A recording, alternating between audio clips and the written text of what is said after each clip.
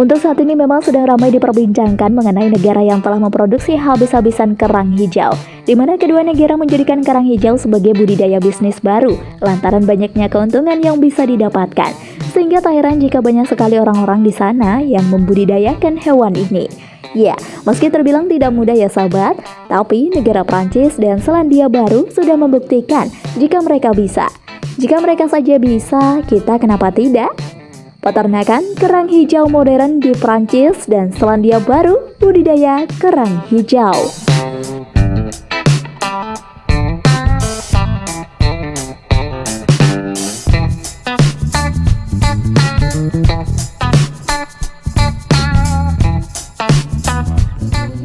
Kerang hijau sangat mahal harganya.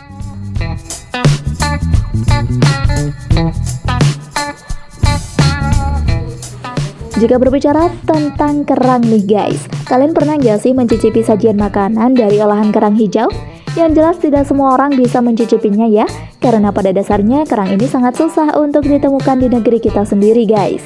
Tapi perlu kalian pahami dulu nih, jika ternyata kerang hijau tidak hanya memiliki nilai harga yang tinggi alias mahal guys, tapi juga memiliki kandungan yang sangat baik untuk kesehatan tubuh manusia.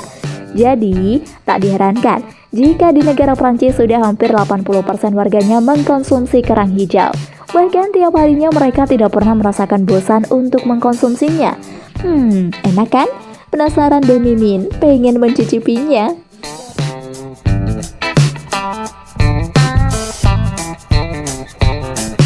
Rasa tidak ada duanya.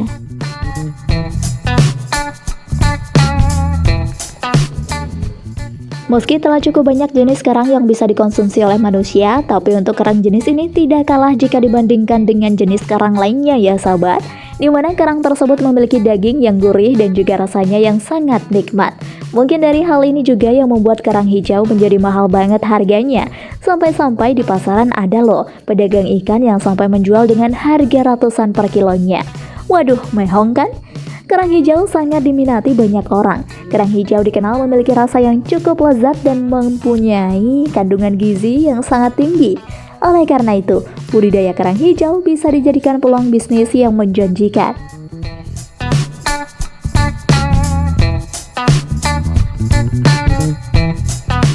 Metode budidaya kerang hijau.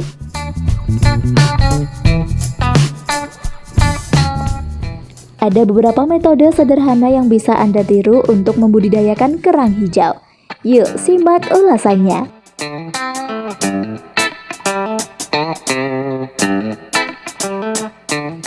Budidaya kerang hijau dengan metode tancap khusus warga Prancis.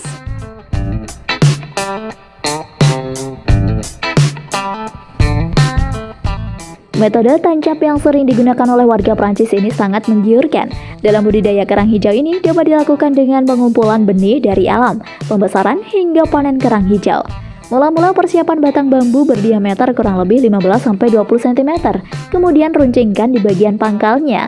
Tancapkan bambu yang telah diruncingkan ke dasar perairan secara teratur. Panjang bambu yang dipakai tergantung pada kedalaman perairan ketika pasang atau surut. Kemudian tambahkan bagian yang ditancap ke dasar dan bagian yang menjulang di atas permukaan laut, kurang lebih sekitar 50-100 cm.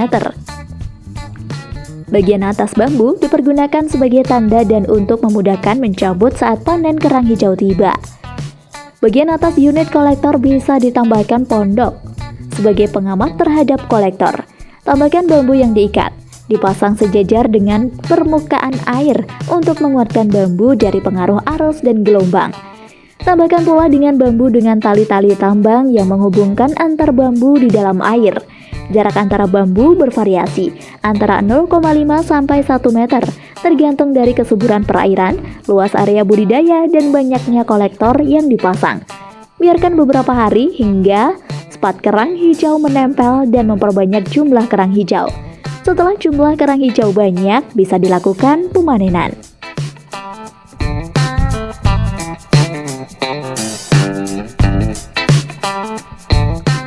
Budidaya kerang hijau dengan metode rakit apung.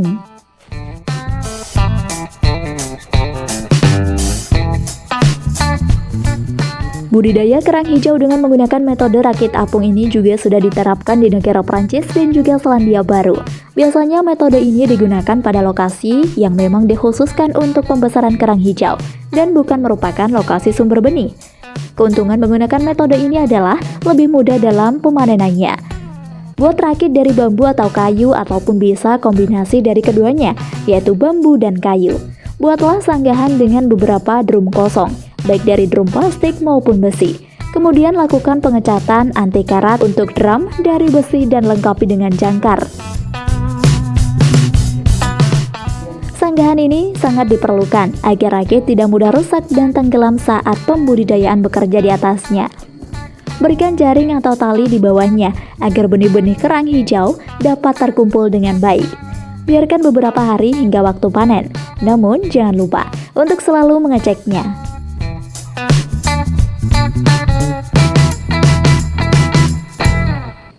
Budidaya kerang hijau dengan metode rakit tancap.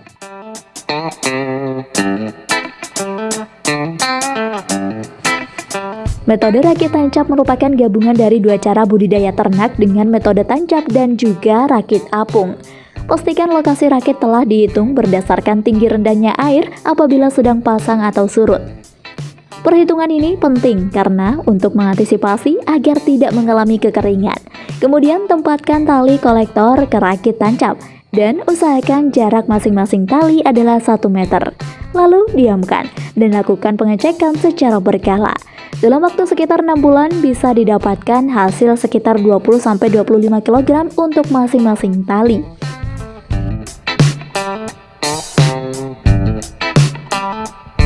Metode tancap.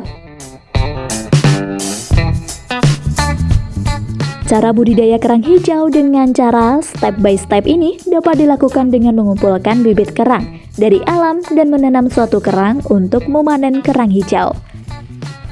Jika Anda menyukai video ini, silahkan klik like dan subscribe untuk mendapatkan video update terbaru dari kami. Dengan cara ini, Anda hanya membutuhkan sepotong bambu dengan diameter 15-20 cm yang diruncingkan pada bagian pangkalnya.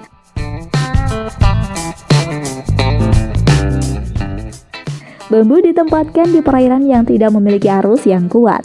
Ikat bambu dengan tali untuk menghubungkan bambu di air.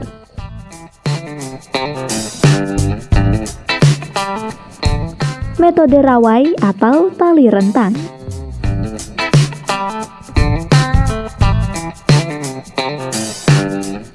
Metode garis panjang juga dikenal sebagai metode garis panjang. Melibatkan peregangan dua tali pengumpul atau batok kelapa, tali, asbels, atau kantong benih di antara dua pelampung, biasanya menggunakan drum. Jarak antara pengumpul gantung adalah 1 meter dan jarak maksimum antara pelampung adalah 10 meter. Benih dimasukkan ke dalam kantong benih dan siap dimasukkan ke dalam air dan didiamkan beberapa saat. Lakukan pemeriksaan rutin pada kerang hijau sampai kerang siap panen dan diangkat.